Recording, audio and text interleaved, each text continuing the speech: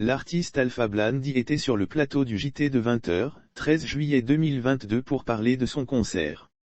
Il a profité pour lancer un important message au président Alassane Ouattara et Assimi Goïta. La star du reggae Sédou Kone alias Alpha Blondy était l'invité au journal télévisé de 20h présenté le 13 juillet 2022 par la journaliste Marie-Laure Goran. Au départ, il s'agissait pour lui de parler de son concert live qui aura lieu le vendredi 15 juillet au Sofitel l'Hôtel Ivoire d'Abidjan. Ça fait du bien de parler de la communauté à laquelle nous appartenons. Esquivant une question de la journaliste, l'artiste se prononce sur l'affaire des militaires ivoiriens arrêtés au Mali. D'emblée, la star du reggae a fait remarquer qu'un artiste engagé a le droit de donner son point de vue sur tous les maux qui minent la société. Nous vivons dans un monde où nous sommes interconnectés et ça fait du bien de parler de la communauté à laquelle nous appartenons, a-t-il précisé.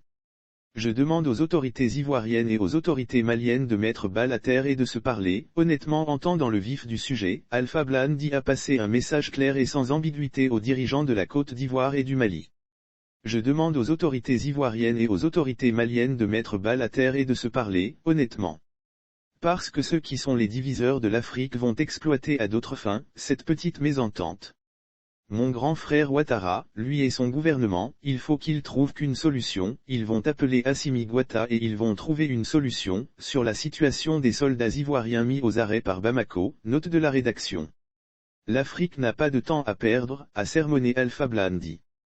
Lire aussi affaire militaire ivoirien arrêté, le Mali met à exécution sa menace, le sort réservé aux soldats étrangers au cours de son intervention. Il a également dénoncé la mort des jeunes Africains qui meurent par noyade en voulant traverser la Méditerranée à la recherche d'un mieux-être en Europe. J'interpelle nos dirigeants, je leur dis que ça, c'est leur faute, ils n'ont pas su créer les conditions pour retenir les jeunes, c'est désolé Alpha Blondy. Enfin, il faut rappeler que le concert de ce 15 juillet 2022 marque la célébration des 40 ans de carrière de l'artiste.